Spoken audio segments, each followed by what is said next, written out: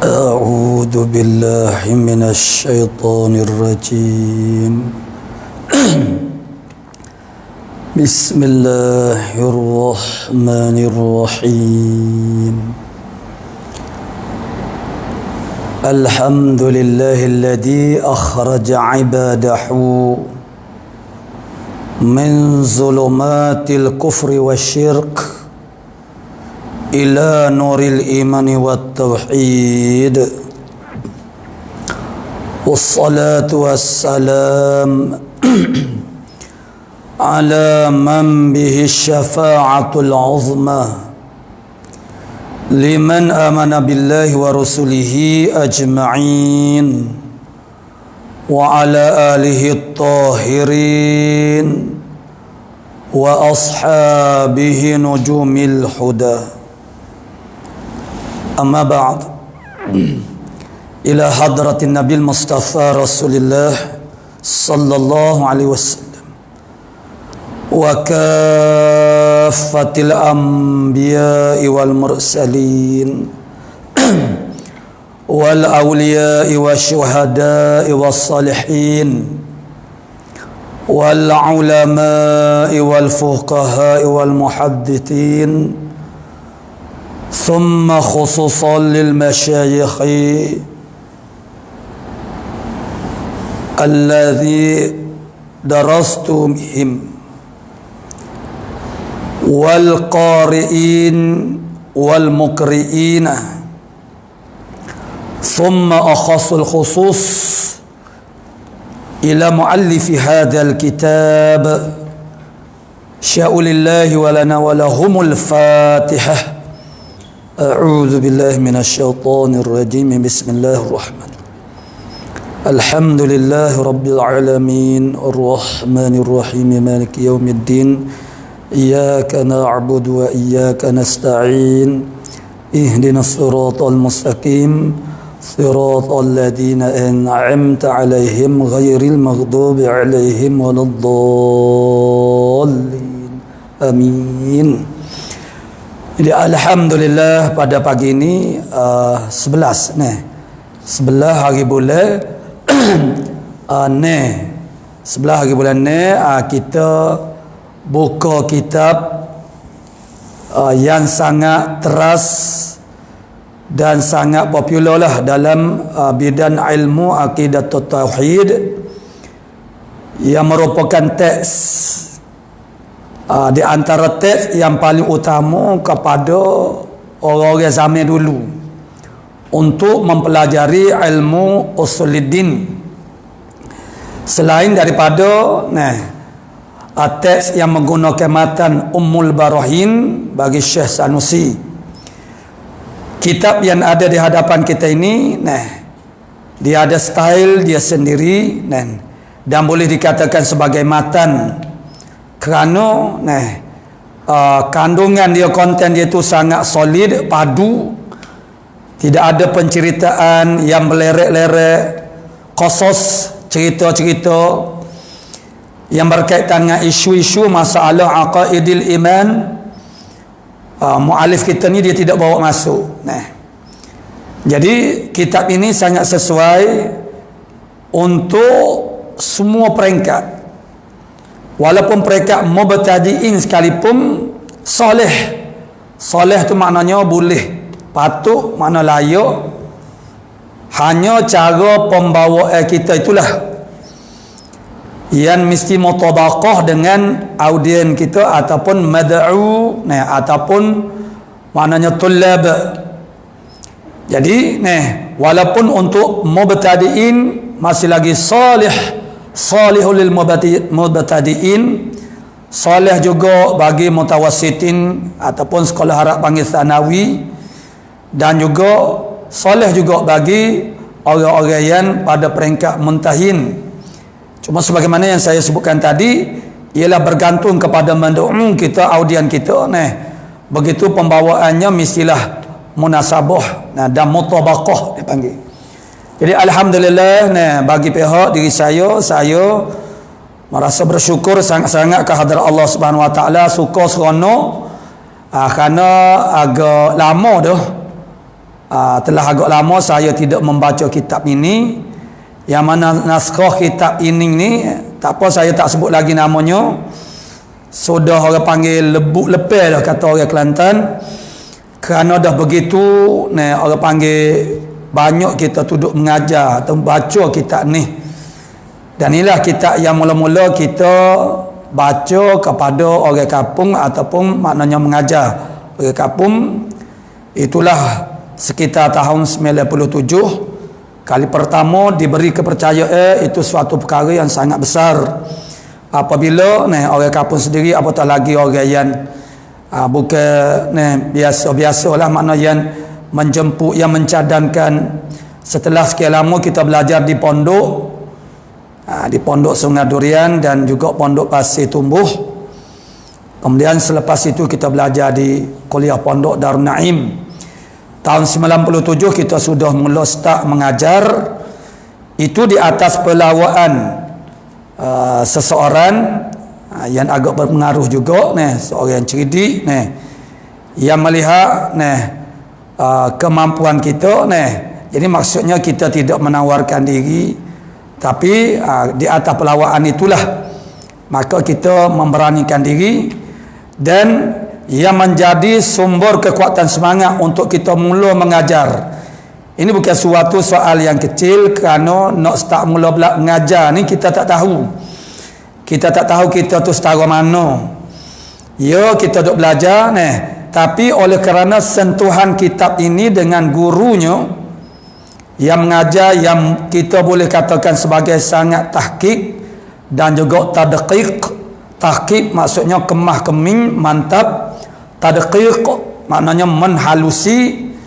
Maka itu telah memberi semangat kepada kita sebelum daripada dipelawa lagi. Jadi orang panggil berbunga-bunga dalam hati, berkobar-kobar, perasaan inginnya aku ni nak mengajar kita ni tu. Kerana kita rasa yakin dengan apa yang kita pelajari itu kita nampak. Jadi makna sebelum daripada tu kita duduk belajar tu, belajar banyak dah kita usuluddin yang lain. Tapi faktor guru faktor guru lah maksudnya alhamdulillah kita direzekikan untuk bertemu dengan guru yang agak tahqiq lah panggil walaupun beliau mengajar kitab-kitab yang kecil.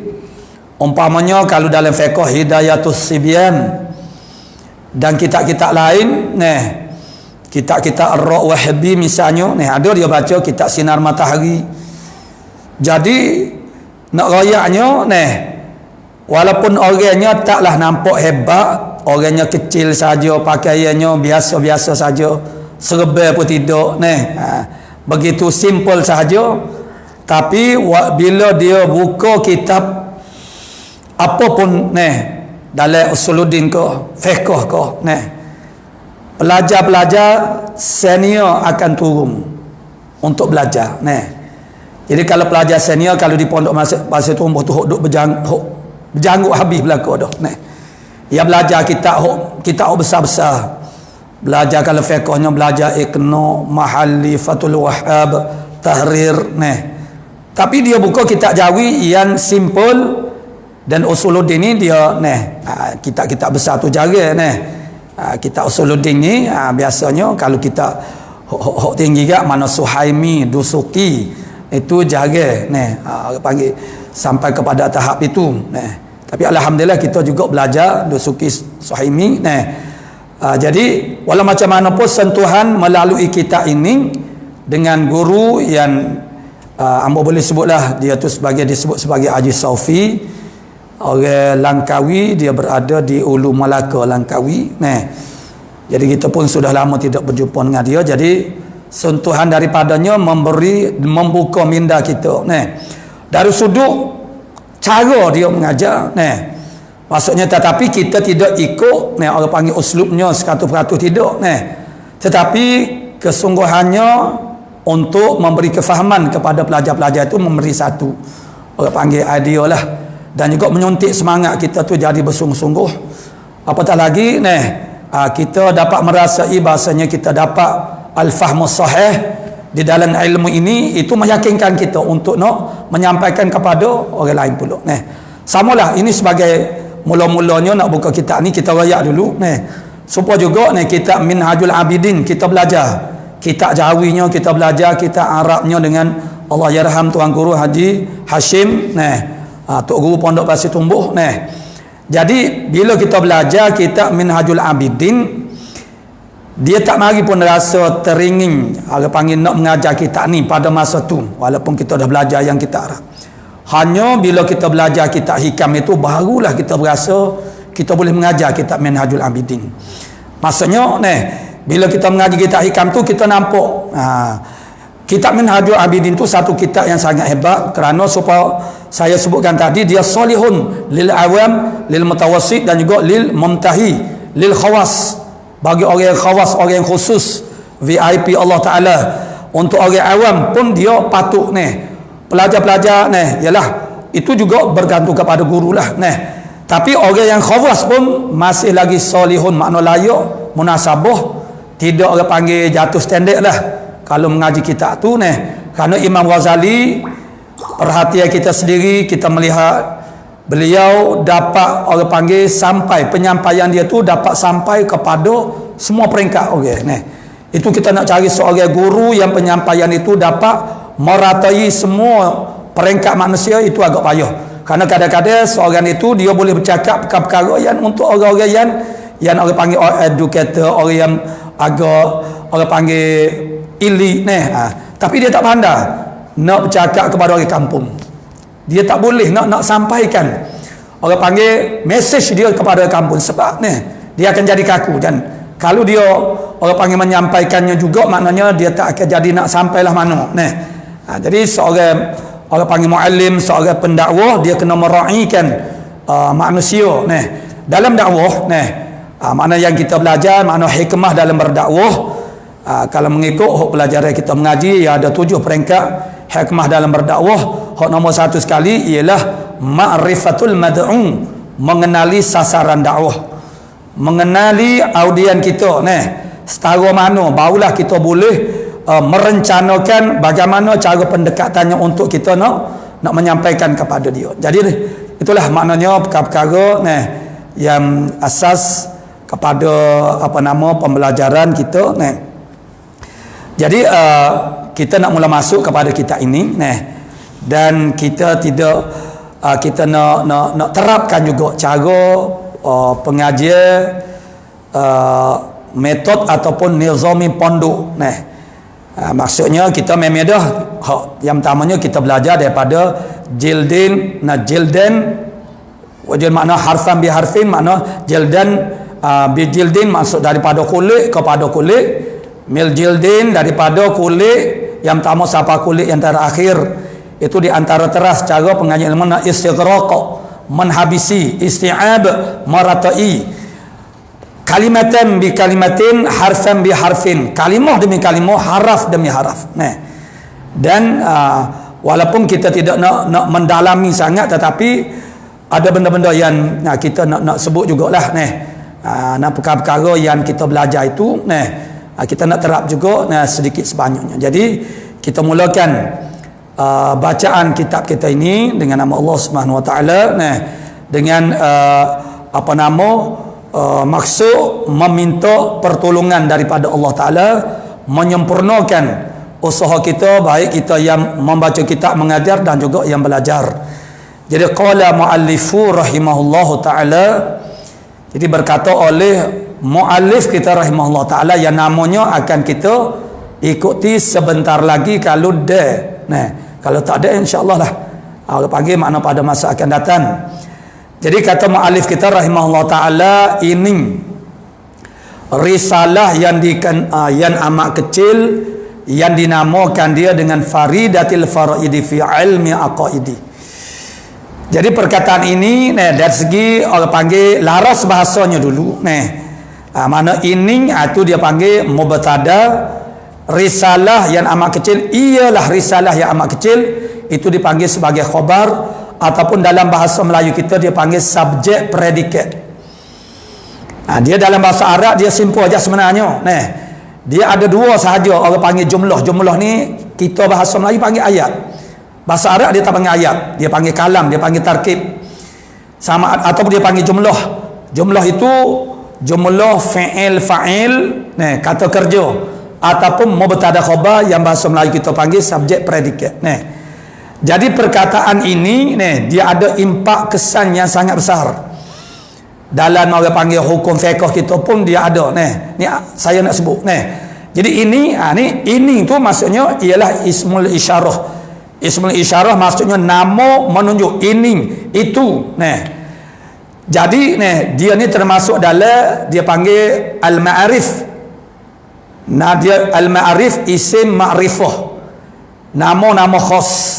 Dia ada 5. Salah satu daripada ialah ilmu makna ismul isyarah, nama untuk menunjuk sesuatu. Itu ini. Kaedah dia, kaedahnya bila kita menunjukkan sesuatu, dia mestilah benda yang mahsus. Mahsus maksud benda yang dapat diihsas dengan mana-mana salah satu daripada hawasil khams, panca indera kita yang 5. Itu dia panggil maknanya musyarun ilah, benda yang ditunjuk tu mesti mahsus, yakni yudraku bi ihdah hawasil khams, boleh diihsas, boleh diidrak. Ihsas maksudnya dapat dikesan, idrak dapat didapat. Idrak tu makna dapat. Yang lagi akan datang kita akan belajar sifat Allah Ta'ala, sifat idrak, penambahan daripada Qadi Abu Bakar Al-Baqillani. Orang duk marah sifat 20 tu, dia bukan 20. Hak sifat ma'ani dia tambah 2, idrak dan juga takwin. Jadi 9 makna tambah, maka tambah 2 ma'ani, maka sifat yang melazimkan akan dia sifat ma'nawiyah tambah juga. Kaunuhu ta'ala mudrikan dan juga kaunuhu ta'ala mukawinan. Jadi 24. Jadi begitu juga kalau kita berlaku di atas qaul yang rajih. Begitu kita akan sebut-sebut, walaupun tak apalah, kita tak masuk lagi kepada pelajarannya. Qaul yang rajih yang kuat dari sudut dalilnya ialah bila 13. Itu qaul Abu Hasan Asy'ari. Jadi nak ayatnya orang duk marah kepada 20, bukan 20. Jadi ini dia panggil isim isyarat. Dia kena tunjuk kepada benda yang maujud fil khariji, yang ada pada kharij. Dia maujud itu ada fi zihnin, wujud pada zihin sahaja, pada minda kita, tapi pada alam nyata realitinya tidak ada. Yang ada pada alam nyata itu disebut sebagai al-mawjud fil khariji. Kharij makna di luar daripada minda kita. Dan yang tiganya dipanggil wujud mawjud fi amril waqi', wujud pada diri pekerjaan dengan iktibar sama ada kita tahu atau kita tidak tahu, sama ada kita i'tiqad ataupun kita tidak i'tiqad, dia tetap wujud. Maksudnya dia tidak bergantung kepada pengetahuan kita, i'tiqad kita. Maka jadi wujud pada zihin, tu kita nak tunjuk macam mana, sebab orang tak nampak apa yang ada dalam zihin kita, dalam minda kita ni orang tak nampak. Jadi kita nak tunjuk apa yang ada dalam zihin, la yasihu, tidak sah. Hanya kadang-kadang Allah Ta'ala kasyafkan kepada setengah daripada hamba-hambanya seperti Syekh Ahmad, adik kepada Al-Imam Ghazali. Dia 2 beradik, Imam Ghazali Muhammad bin Muhammad, yang ini dikunyahkan dia dengan Abdul Hamid. Dia ada seorang adik nama dia Ahmad, Syekh Ahmad. Dalam satu masa Imam Ghazali menimami semaya, Syekh Ahmad mufarakah. Lalu selesai daripada semaya, anak murid Imam Ghazali yang lain itu melaporkan kepada Imam Ghazali bahawa adiknya sendiri mufarakah. Kalau kita jadi imam, kalau ada satu orang yang mufarakah sedangkan makmum yang lain tak mufarakah, sudah tentu kita merasa pelik. Kita rasa pelik dan ialah kita rasa ada sesuatu yang tak kena. Tentu kita rasa nak marah. Lalu Imam Ghazali bila dinyatakan begitu, diberitahu begitu, Imam Ghazali dia pergi jumpa dengan mak dia royak kepada mak dia bahawasanya adik mak dia tu makna mufarakah masuk semaya tadi. Lalu makna maksud Imam Ghazali nak suruh mak dia tanya. Kadang-kadang adik-beradik pun makna dia tak boleh secara direct. Ya boleh direct setengah-setengah perkara, tapi ada setengah-setengah perkara dia kena ada wasitah, iaitulah mak dia. Mak, adik mak mufarakah, acu mak tolong tanya ni. Mak dia tanya, adik mak bapa mufarakah dengan abang semaya tadi. Dia kata ambo nampak dah aruh mau dia ni. Mau dia bagi tahu kepada Imam Ghazali, bukannya Imam Ghazali tu menyetok, melenting, tidak. Imam Ghazali dapat nakak selalu. Imam Ghazali faham selalu. Betul ada darah. Darah itu hanya ada pada mindanya saja, pada zihin dia. Sebab tadi sebelum semaya Imam Ghazali mengajar bab darah haid. Macam kita mengajar selepas daripada semaya maghrib, sudah mengajar tu kita semaya isya, kita jadi imam. Jadi tentulah kita tu kadang-kadang yang mari teringat apa yang kita ajari Jadi rupa-rupanya darah najis tu ialah darah tu dalam minda, dari segi hukum fiqh tak batal. Tapi bagi Syekh Ahmad, oleh kerana Allah Ta'ala tunjuk kepada dia, tapi bukan semua. Kalau semua nyanyo, kalaulah sentiasa dia tu dapat baca, maknanya nyanyo. Kita ni maknanya hak kita sendiri pun banyak dah ini kita tahu orang makna lebih-lebih lagi orang panggil, kita tak mampu Jadi Imam Ghazali tu nak ayat kata kadang-kadang Allah Ta'ala kasyafkan kepada semua orang kerana ada ibrahnya, ada pengajaran yang perlu orang panggil dinyatakan kepada setengah-setengah orang. Jadi maknanya apa yang dalam minda itu tidak sah untuk kita isyaratkan kepadanya. Yang nak diisyarat itu mestilah mahsusat. Mahsusat, benda-benda yang zahir, benda-benda yang boleh diidrak dengan mana-mana salah satu daripada panca indera. Panca maksudnya 5, itu bahasa Sanskrit. Indera maknanya anggota, iaitulah penglihatan basar, mana sama pecium, pecium yang ada di hidung kita bukan hidup, mana pekecap yang ada pada zauq, yang ada pada lidah kita, dan perasa yang ada pada seluruh permukaan kulit tubuh badan kita. Kalau boleh diidrak, diihsas dengan mana-mana salah satu daripada makna 5 indera tadi, maka dipanggil dia sebagai mahsus, ataupun dipanggil juga sebagai hissi. Hissi benda yang hissi. Hissi ni benda yang boleh diihsas. Jadi selain daripada tu dipanggil sebagai ghair mahsus. Tidak mahsus, mana tak dapat diindera, tak dapat dicapai dengan mana-mana salah satu daripada panca indera kita. Jadi yang nak ditunjuk itu mestilah perkara yang mahsus. Jadi bagaimana nak ijra nak memperlakukan cara musannif muallif kita buat ni supaya jadi sah, makna yasihu, ialah dengan menggunakan satu teknik dalam ilmu balaghah. Nama dia salah satu daripada ialah dia panggil tashbih. Dan selepas daripada ni pun kita akan ikut tashbih. Tashbih ni simple saja. Dalam pelajaran ilmu balaghah tu, di antara pelajaran yang agak simple yang mudah kita nak faham, kita orang awam pun mudah faham, ialah tashbih. Tashbih ni makna menyerupakan sesuatu perkara, seperti Zaid seperti harimau, fi syaja'ah pada backing ataupun backing ataupun berani. Jadi kita, mana Zaidun kal badri, Zaid seperti bulan purnama, yang fi husnil wajhi, pada elok rupa. Itu makna dia panggil tashbih. Jadi bagaimana yang ditashbihkan ini? Yani ini benda yang ditunjukkan oleh perkataan ini itu diserupakan dengan mahsus, diserupakan dengan benda yang mahsusat. Dari sudut apa dia? Dari sudut yata'ayyanu wa yatayaqqanu, dari sudut tertayin, tertentu dan teryakin. Maka bila kita tasbihkan dia begitu, maka sahlah bahawa ditunjukkan kepada apa yang di dalam zihn. Apa maksud yata'ayyanu tertentu? Yakni tak bertukar dah, tak bertukar dengan yang lain. Itu makna ta'ayyun. Dan juga teryakin. Misal kita tunjuk kita tunjuk kepada sesuatu benda, kipas itu, maknanya tak tukar dah kipas lain dengan benda lain. Begitu juga apa yang ditunjukkan oleh muallif, apa yang ada dalam minda dia tu tidak bertukar dengan perkara-perkara yang lain. Jadi maknanya, dan ini perkataan ini dia ada power tersendiri. Kita ambil satu contoh dalam fiqh, dalam bab solatul janazah, solatul mayyit, semaya jenazah atau semaya mayat. Semaya mayat ni maknanya bila kita niatkan semaya di atas mayat, dia buat masalahnya, dia benda yang tak wajib kita ta'yin. Apabila kita ta'yinkan dia dan tersalah pada ta'yin kita, maka tidak sah, la yakfi, tidak memadai. Mayat tu kita tak perlu ta'yinkan dia secara namanya. Sahaja aku sembahyang di atas mayat Zaid, tak wajib kita ta'yinkan nama dia. Bila kita takyinkan dia, kalau kena kalau kena tak apa. Kalau asaba makna kena. Kalau akhta'a makna tersalah. Kalau tersalah, itu mudarat, mudarat maksudnya tidak sah. Aku sembahyang di atas mayat Zaid, rupa-rupanya mayat Umar, tidak sah sembahyang kita. Tetapi apabila ada perkataan ini, aku sembahyang di atas mayat Zaid ini walhal Umar, maka sah sembahyang itu sebab ada perkataan ini.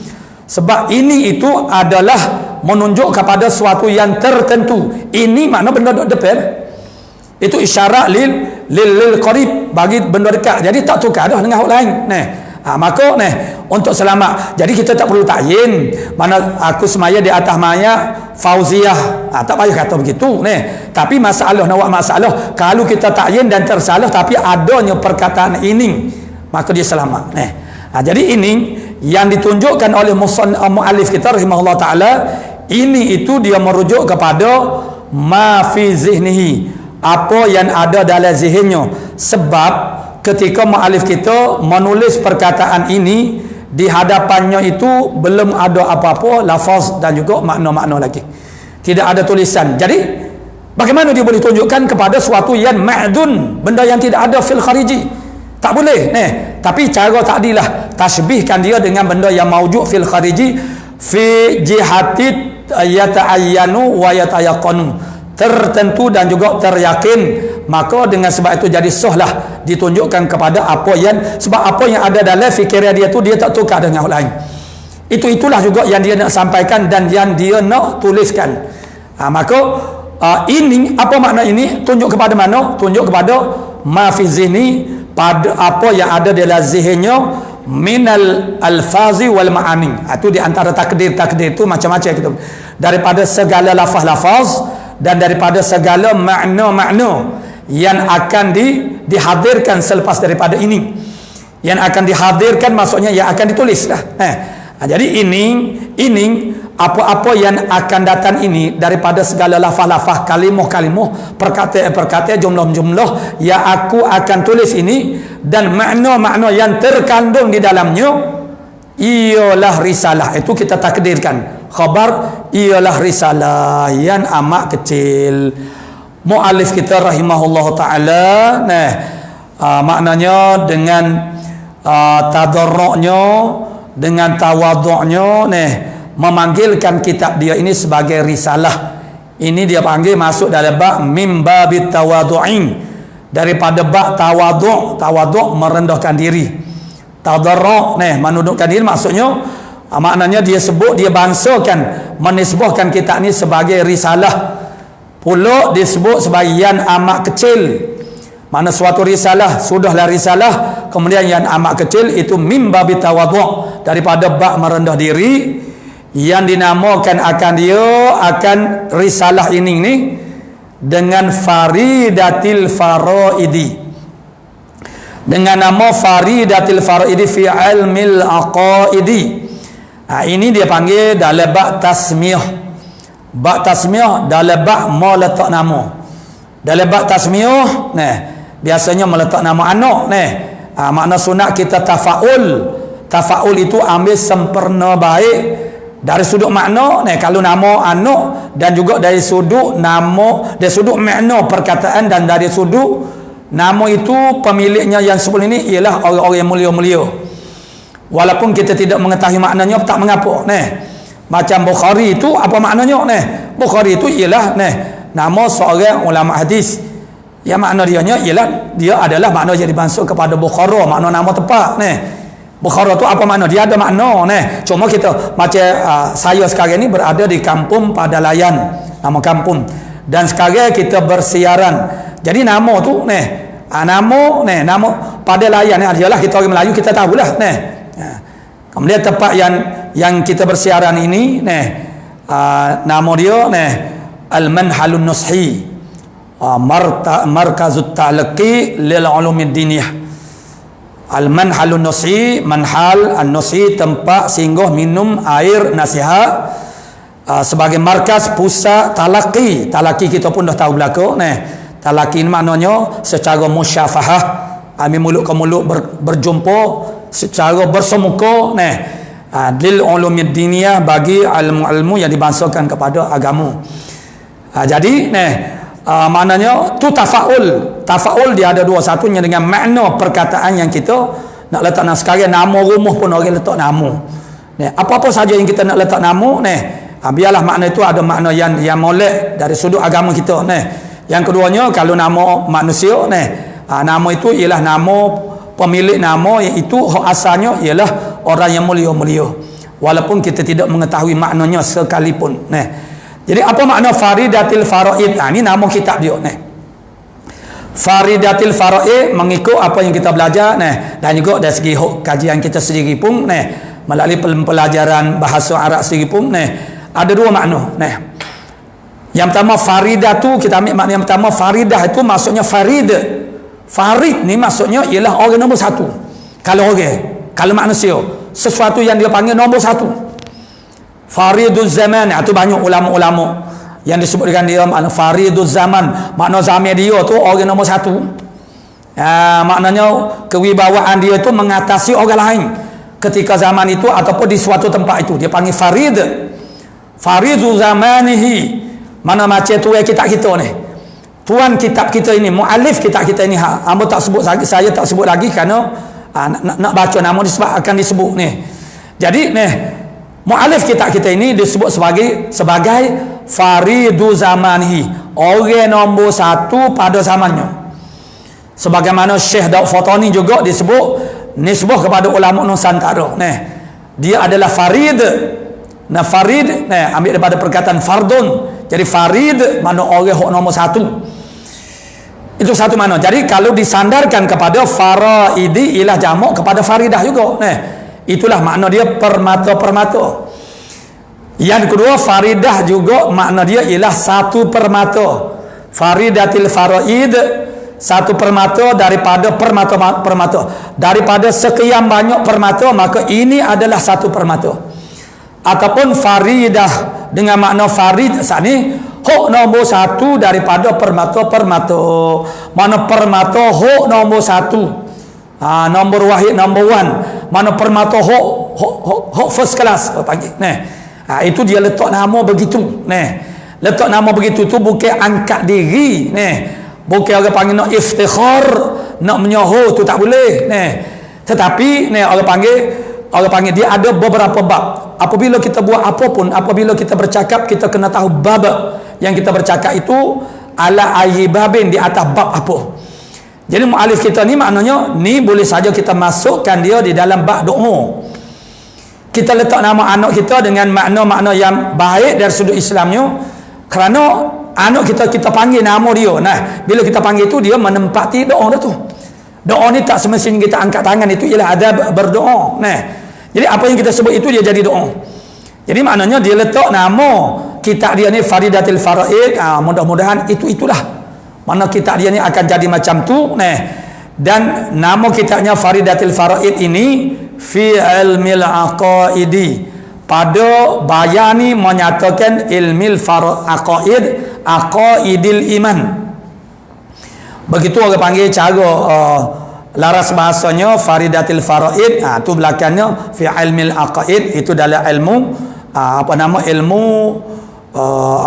ilmu arud, bukan ilmu arud, ilmu badi'. Tu perbahasan dia. Ilmu balaghah dia ada bayan ma'ani badi'. Kalau arud tu ilmu tentang ridhm, irama, syair. Dalam bahasa Arab dia ada sittata asyara, mana neblah bahar, neblah rentak. Tapi sekarang orang duk menasyid semua tu, dia tak ada dah bahar-bahar hok asalnya. Tu lagu Mahizin ke berapa itu dia dah tak mengikut orang panggil, dia panggil bahar hok neblah ni. Tu dah jadi lain dah. Jadi pada menyatakan ilmil aqaidi, aqaid itu ialah jamak. Jamak tu kalau bahasa Inggeris dia panggil plural kepada aqidatun. Aqidah itu diambil daripada aqdun. Asalnya aqdun makna simpulan. Apa yang kita simpul, dan apa yang kita simpul itu tak semestinya benda yang berkaitan dengan iman. Simpul itu bahasa Melayu kita juga panggil pegel, sipu. Mana simpul dengan hati. sesuatu benda yang kita anuti, kepercayaan yang kita orang panggil semakkan di dalam hati kita. Itu dipanggil simpul atau pegang. Nah, jadi akidah maksudnya pegangan. Aqaidil mana plural dia makna pegangan-pegangan. Pegangan-pegangan makna aqaid, alif lam pada al-aqaid itu menentukan dia panggil dia hazaf mudhaf perkataan yang kedua kemudian digantikan dengan alif lam. Maksud dia aqaidil iman. Akidah iman. Dia akidah ni bukan iman saja. Nah, akidah benda yang kita simpul dalam hati. Seperti simpulan hati kita, pegangan hati kita terhadap orang panggil mana perkara-perkara yang berbentuk hisabiah. Seperti kita i'tiqad 2 tambah 2 ialah 4. Itu kita tidak syok. Ataupun kita syok 2 tambah 2 4. Itu kita syok. Tidak. Waham kodok lagi. Zon pun tidak. Zon itu orang panggil kepercayaan kita terhadap suatu perkara itu, suatu natijah itu makna sangat kuat. Lebih daripada 50%. Nah, pun tidak juga. Kita yakin 2 tambah 2 itu ialah 4. Nah, jadi ini dia panggil mana dia tak panggil akidah lah dari segi istilahinya, orang tak panggil aqaid, tapi dari sudut makna itu benda yang kita pergi kemah-keming tu. Sehingga kalau orang kata bukan, itu perlu ada pembuktian dan juga huraiannya macam mana. Kalau menafikan 2 tambah 2 tu ialah 4 nih. Jadi dikatakan bukan 4 tapi jawapannya ialah lain. Tentu ada penjelasan yang lain. Itu ada waspelek orang panggil. Jadi itu macam teka-teki. Tapi kalau dalam keadaan biasa, mana 2 tambah 2 ialah 4. Jadi pada menyatakan ilmu aqaid, yakni aqaidil iman. Jadi kita faham kata aqaidil iman ialah alif lam yang ada pada al-aqaid ini. Yakni pada bicara ilmu tauhid itu diterjemahkan daripada perkataan ilmu aqaid. Yakni ilmu aqaid itu juga dipanggil sebagai ilmu tauhid. Ilmu tauhid kerana ilmu membicarakan soal mentauhidkan Allah Subhanahu wa taala. Ilmu yang berbicara tentang mentauhidkan Allah Subhanahu wa taala, mentauhid, menesakan Allah taala, menjadikan pada i'tiqad kita Allah taala tu ialah satu. Ja'ala tauhid dia sama. Kalau dalam fiqh banyak benda taslis. Dalam akidah dia ada akidah tu taslis, akidah orang Kristian, akidah taslis. Taslis makna trinity, 3. Mereka menjadikan Tuhan itu 3, tetapi mereka sangat auta dalam memberi penjelasan tentang akidah mereka sendiri, kerana mereka boleh berubah-ubah. Kerana mereka tidak ada mereka jazan dengan pegangan mereka, tetapi itu boleh diubah-ubah. Mereka tidak jujur, tidak benar dengan akidah mereka.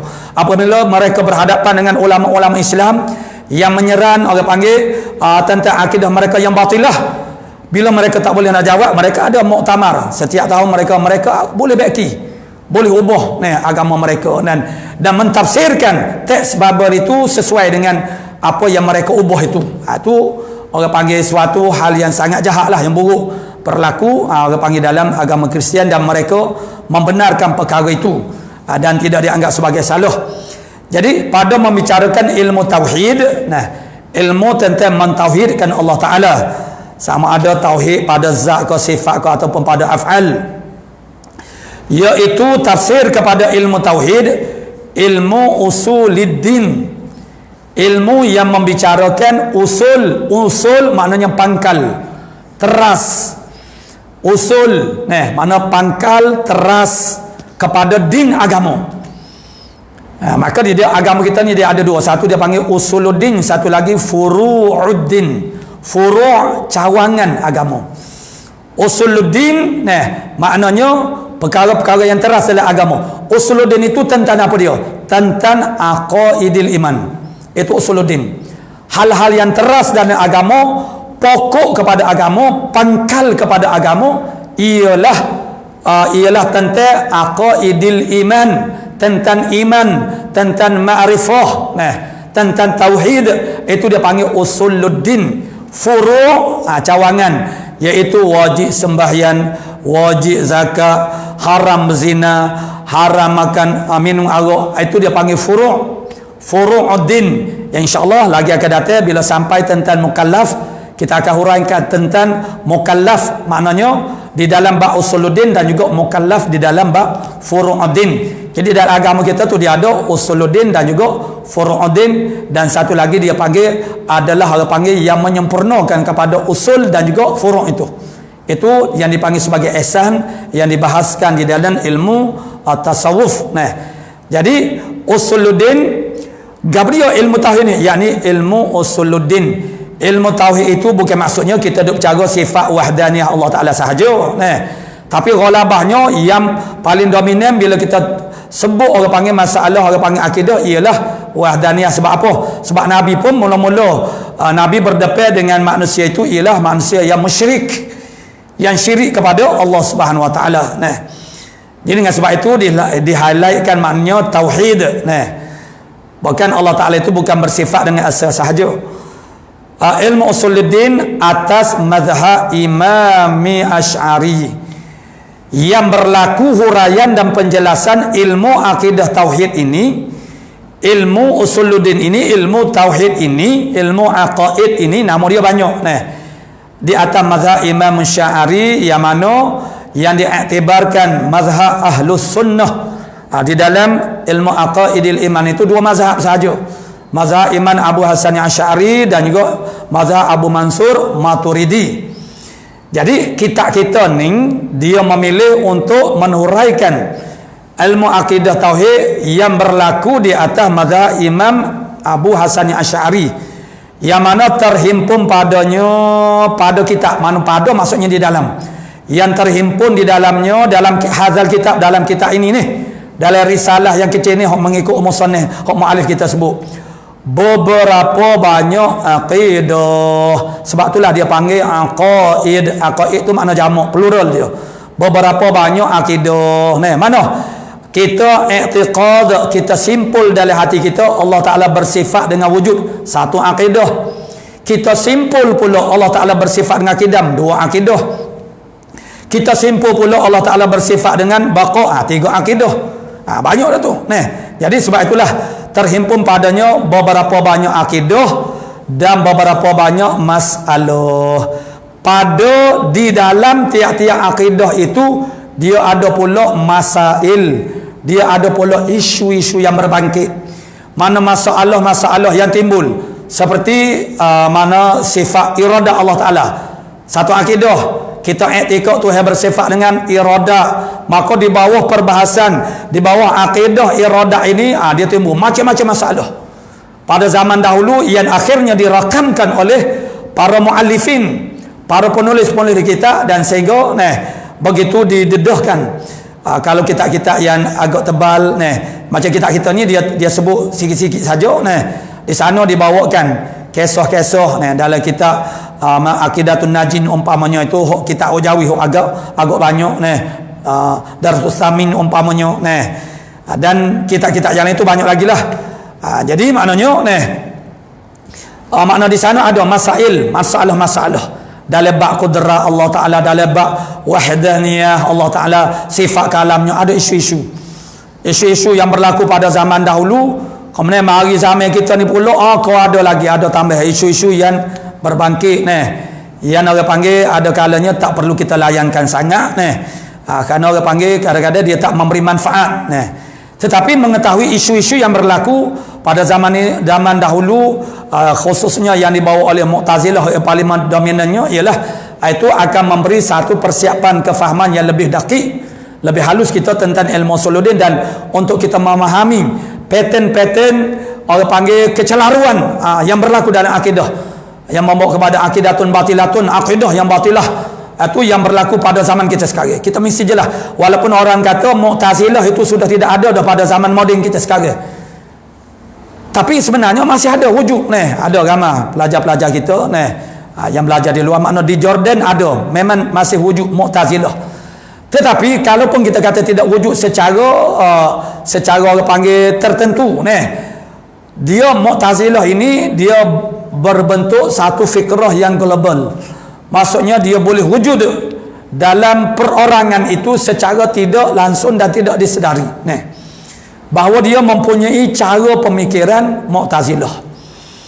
Asas dia, prinsip dasarnya ialah akal mengatasi. Bukan saja dalam bab akidah, bahkan dalam menisbatkan hukum-hukum syariat pun akal lah yang menisbatkan, musbit yang menisbatkan. Syariat itu adalah sebagai, orang panggil backup, maknanya orang panggil yang menulun, tu orang panggil di sampingan saja. Dikala berlaku pertemuan di antara orang panggil akal dengan syariat, maka di muqaddam yang didahulukan ialah akal. Dan kita lihat sekarang memang banyak ramai orang hanya menggunakan akal semata-mata dalam menhuraikan agama, dalam menjawab soal-soal agama. Kadang-kadang adalah soal untuk mempertahankan tindakan mereka, untuk mewajarkan tindakan mereka. Mereka yang tidak memahami Islam secara kaedahnya dan juga kandungan Islam itu sendiri, mereka berfikir dan melontarkan adik-adik itu kerana terdesak untuk menjawab pertanyaan-pertanyaan orang untuk nak backup pasangan kau misalnya. Lalu mewajarkan tindakannya dengan macam-macam rupa lah cara orang panggil. Makna jawapan itu yang itu adalah dilihat sebagai hanya semata-mata menggunakan akal. Jadi beberapa banyak akidah dan beberapa banyak masalah. Jadi satunya akidah, kemudian di bawah akidah itu dia ada masalah-masalah pula. Himpunan hamba, kitab ini, hadal kitab ini, risalah ini adalah himpunan hamba yang sangat harap. Begitu ulama-ulama dulu membangsakan diri mereka itu al-faqir ila Allah, yang sangat berhajat, berharap kepada Allah Subhanahu wa taala. Yang kita belajar dalam ilmu tasawuf, Allah Ta'ala tuntut daripada kita ialah izhar, menzahirkan abadiyatina, kehambaan kita kepadanya. Jadi makna keberhajatan kita kepadanya, kerana itu adalah teras kepada abadun, mana abdiyah, kita ni hamba, teras kepada hamba. Sifat hamba ialah al-iftiqar, al-ittirar, berhajat dan terdesak, perlu kepada Allah Subhanahu wa taala, kerana Allah Ta'ala as-samad, Allahus samad. Jadi itu adalah dia panggil, kalau nak disimpulkan, dia panggil sifat uluhiyah itu. Sambil-sambil bela-bela kita sebut, kita takrar, ulangi, sebut.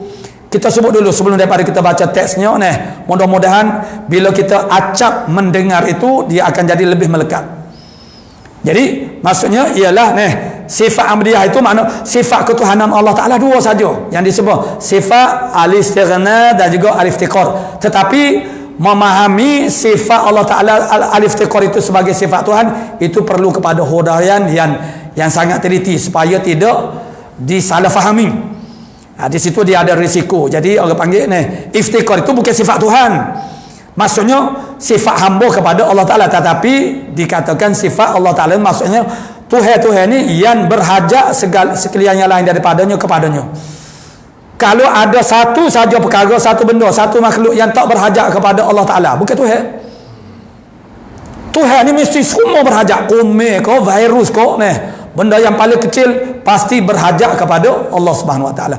Maka kalau kita nak pasal selalu, nak pelaga selalu hak Tuhan yang dinobatkan oleh manusia itu, maknanya tidak ada orang, kalau kita nak ambil semua makhluk berhajat ke dia, tidak. Itu sangat jauh. Maka begitulah fasadnya orang panggil apabila akidah-akidah itu tidak orang panggil daripada Islam. Jadi himpunan hamba yang sangat harap sangat kepada daripada Allah Ta'ala akan taufik dan hidayah. Kerana apa-apa pun kebaikan yang kita boleh lakukan dan apa-apa sahaja kejahatan yang boleh kita tinggalkan itu ialah dengan hidayah taufik Allah Subhanahu wa taala. Jadi taufik dengan hidayah. Hidayah maknanya Allah Ta'ala tunjuk kepada kita yang sebenarnya apa dia, sesuatu perkara itu. Itu yang warid daripada Nabi, doa Allahumma arinil haqqa haqqan. Itu minta hidayah. Ya Allah, beri lihat kepadaku akan yang sebenar itu sebenar. Dan warzuqni tiba'ah, rezekikan kepada aku boleh ikut al-haqqa itu nama dia minta taufik. Hidayah makna petunjuk. Petunjuk ini seperti kita kata signboard yang menunjuk arah. Ataupun kalau telefon kita kat Wave tu, Google Meet kita itu dia panggil hidayah. Taufik daripada perkataan wafaqa yuwafiqu taufiqan. Taufik itu maksudnya muwafaqah. Muwafaqah maksudnya selaras, seiring dan selaras dengan apa yang ditunjukkan. Maksudnya kalau kita melihat suatu signboard menunjuk tempat maksud kita, tempat tuju kita tu ke kanan, maka kita ikut apa yang ditunjukkan itu, nama dia muwafaqah dengan hidayah. Taufik mana muwafaqah dengan hidayah, kita buat itu ialah mengikut apa yang telah ditunjukkan oleh Allah Subhanahu Wa Taala. Jadi wa arinil haqqa dan wa arinil batila batilan warzuqni ijtinabah warzuqni ittiba'ah, itu minta taufik. Taufik itu ialah quwwah, kekuatan. Quwwah makna kekuatan yang Allah Ta'ala masukkan dalam diri kita, berikan kepada kita, sehingga kita boleh melaksanakan apa yang kita tahu dah itu adalah benar. Perkara yang wajib, kita tahu perkara itu adalah wajib. Ya, ramai orang yang meninggalkan wajib dalam keadaan dia mengetahui perkara itu wajib, dan wajib pun dia tahu juga implikasi daripada meninggalkan yang wajibah itu apa dia? Masuk neraka, dia tahu, tetapi dia tidak ada kekuatan untuk melaksanakan perkara yang wajib. Dia tahu sunnah, dia tahu fadilah, dia tahu lebih, dia tahu sangat utama sesuatu amal itu, tetapi dia tak boleh nak melakukannya. Makna dia tak dapat taufik, bukan tak dapat hidayah. Orang-orang yang tidak sembahyang itu, misalnya, ataupun setengah ada ni perkata-perkata dia kata nantilah, ada setengah dia kata tak sampai seru, tak sampai seru macam mana kamu duduk dalam komuniti, dalam masyarakat orang Islam, ilmu Islam sampai, bukan tak sampai seru. Tak sampai seru ni ialah tidak sampai ajaran Islam kepada mereka. Sedangkan mereka berada dalam masyarakat Islam, tak sampai seru macam mana? Bukan tak sampai seru, tetapi tidak ada kekuatan untuk melaksanakannya. Bukan tak dapat hidayah, dapat hidayah. Dia tahu sembahyang wajib, dia tahu orang panggil mana afdalnya sembahyang berjemaah, tahu lebihnya belajar, tapi tidak dapat melakukannya. Itu maknanya tak dapat taufik. Cuma kita kata tak dapat hidayah tu makna kerana hidayah itu tidak lengkap. Makna tanpa taufik. Itu makna wa arinil haqqa haqqan warzuqni ittiba'ah. Tahu sahaja perkara itu wajib tidak ada artinya kalau kita tak dapat melakukannya. Tahu sesuatu perkara itu haram tidak ada arti, tidak ada faedah, tidak ada makna sekiranya seandainya kita tak dapat meninggalkan perkara yang haram. Maka itu makna taufik. Dan ada orang panggil hal-hal yang menyebabkan terhalang kita mendapat taufik, antaranya ketebalan di muka hati kita itu dengan lapisan-lapisan dosa. Kerana kita tak pernah mendilik orang panggil dosa itu, dosa ditanda pada buku catatan dan juga pada hati kita. Setiap kali kita berdosa, dititikkan, dinoktahkan satu noktah hitam sesuai dengan besar kecil dosa tu, maka besar kecil noktah itu begitulah juga. Walaupun kecil noktah itu, tapi kalau kita duk titik, maksudnya kita buat dosa tak berhenti radu. Kita buat dosa ni selari ni makna sentiasa. Jadi dengan sebab itu ruangan hati kita ada hak dia. Seumpama bekas, dan memang bekas. Nabi sebut dari surah tadi, mana bagi Allah Ta'ala aniyatun min ahlil ardi. Bagi Allah Ta'ala ada bekas daripada penduduk muka bumi ini. Wa aniyatu rabbikum, bekas Tuhan kamu ialah qulubu ibadihi salihin, ialah segala hati hamba-hambanya yang soleh. Itu adalah bekas Allah Ta'ala. Bekas tu maksud dia apa dia? Benda yang kita bubuh dalamnya sesuatu yang lain. Hati ni untuk menadah. Tadah apa dia? Tadah segala kebaikan yang Allah Ta'ala cadang nak beri kepada kita.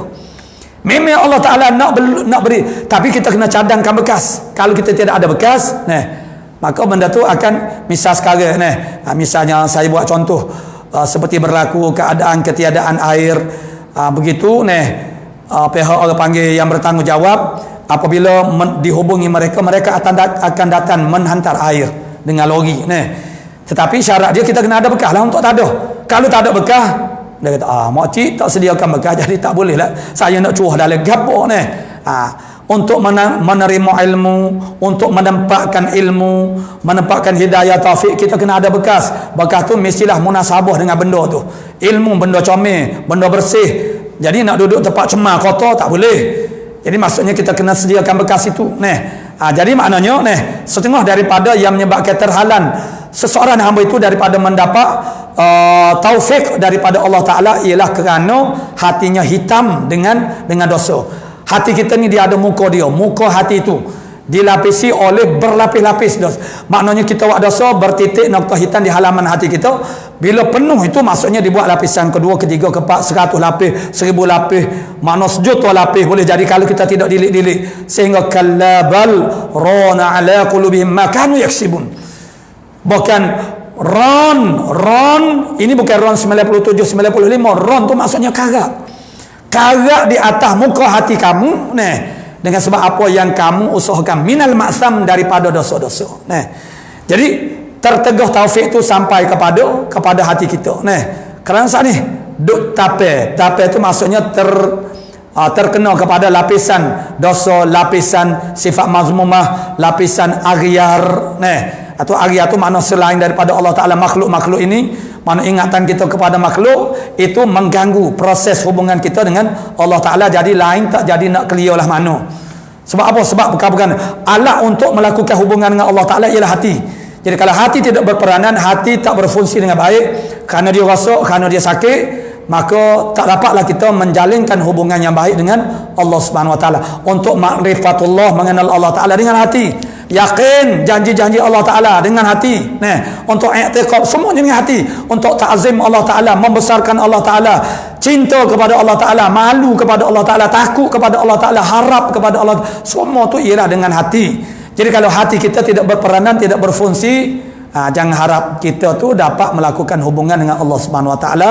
Sebenarnya kita tak ada hubungan.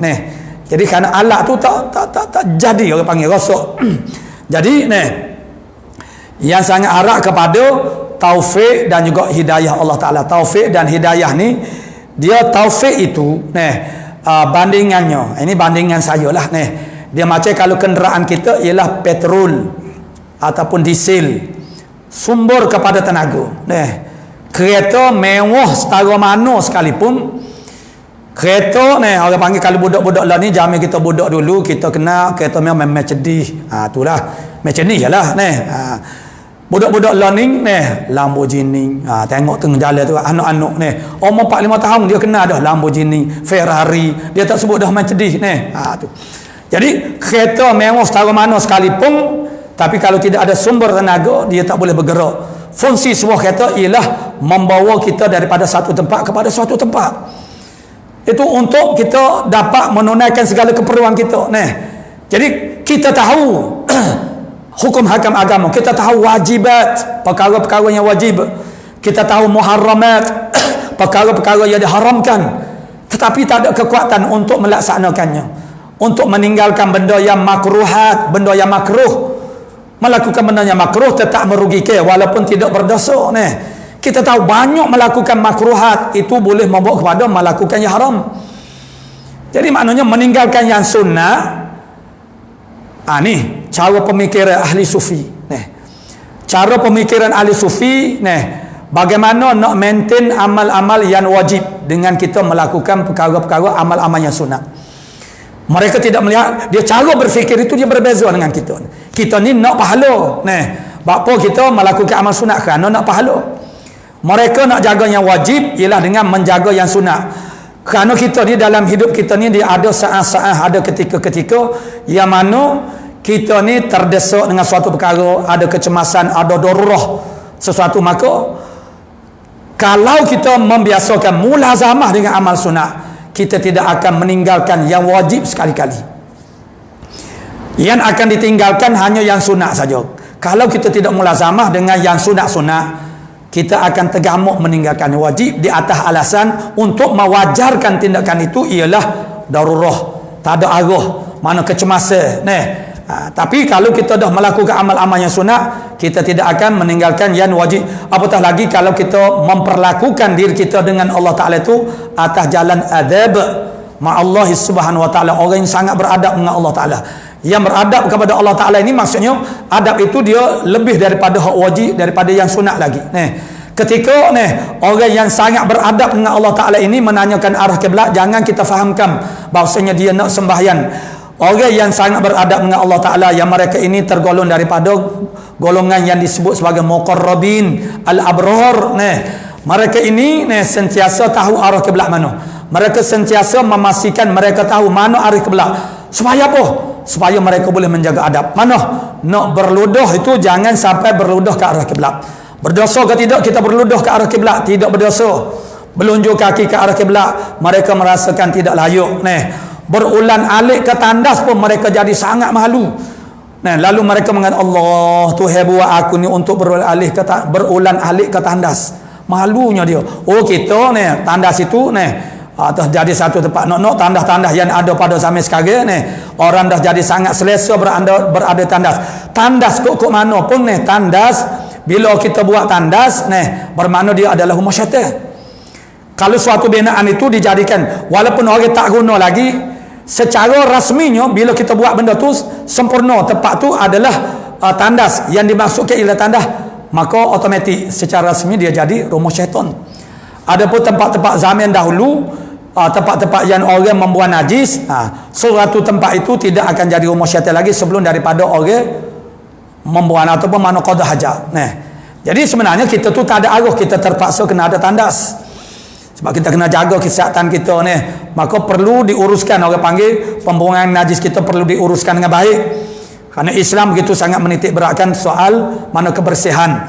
Jadi maknanya taufik dengan hidayah ni, bekalan taufik hidayah mestilah berterusan.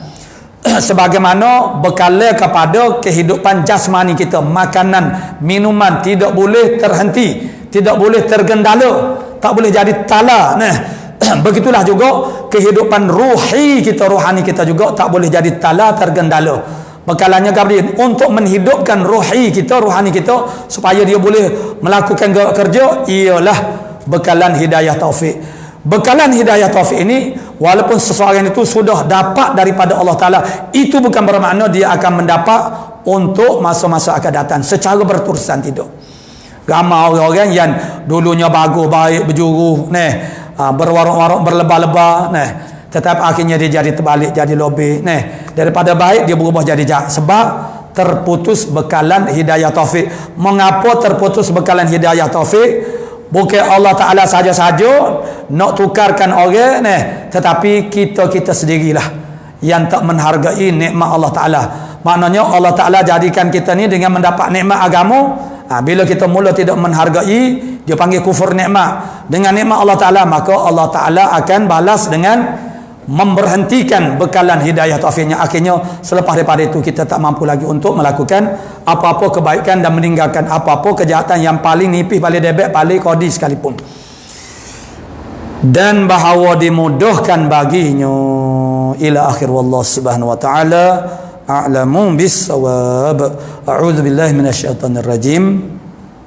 Bismillahirrahmanirrahim. Alhamdulillahi rabbil alamin. Wassalatu wassalam ala asyrafil anbiya'i wal mursalin wa ala alihi wa sahbihi ajma'in.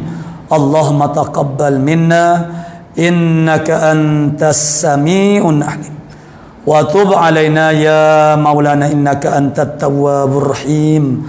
Allahumma inna nas'aluka al-ilma khaifin wa inabatal mukhbitin wa syukras sabirin wa taubatas siddiqin. Sallallahu ala sayyidina Muhammadin wa ala alihi wa sahbihi ajma'in. Walhamdulillahirabbil alamin. Terhimpun padanya beberapa banyak akidah tu balik padanya kembali kepada risalah yang kecil ini. Tu. Ada 3 keluarga yang kena power sekarang ni. Ustaz Abdul Rahim, keluarga Ustaz Abdul Rahim, keluarga Puan Nur Aini Adnan dan keluarga Suhaida Abu Sani. Kita doa sikit. Okey. A'udzu billahi minasyaitonir rajim. Bismillahirrahmanirrahim. Alhamdulillah rabbil alamin hamdan yuwafi ni'amahu wa yukafi. Ya Rabbana lakal hamdu kama yanbaghi li jalali wajhika. Allahumma salli wa sallim ala sayyidina Muhammad sayyidil awwalin wal akhirin tasliman katiran bi rahmatika.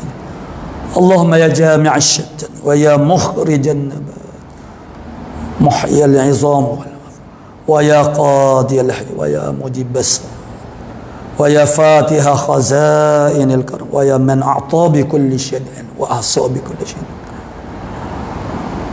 ma madahu wa Allahumma bi qudratika ya Allah ala kulli syai'in an tashfiya man dzukir al-anif an tashfiyahum min maradihim min awali wa an taslamahum min kulli afatin dunyawiyan wa ukhrawiyan Allahumma an tusayyira lahum ma huwa khairul lahum Allahumma an tu'inahum Allahumma an tusbirahum fi hadal wa an taj'alahum fi salamatin wa sakinatin mutma'innatin bihaulika wa quwwatika ya Allah ala kulli syai'in qadir Allahumma ya mukawwinal kaun wa ya man qablal kaun wa ya man ba'dal kaun kullana wa lahum fi hajatina wa hajatihim bihaulika wa quwwatika bihaqqi surat yasin wa bihaqqi qalbil quran wa bihurmati sayyid Muhammadin sallallahu alaihi wasallam wa afdalus salawat an khatamil anbiya'i wal mursalin wa ala alihi wasallam walhamdulillah. Ada lagi deh kopi.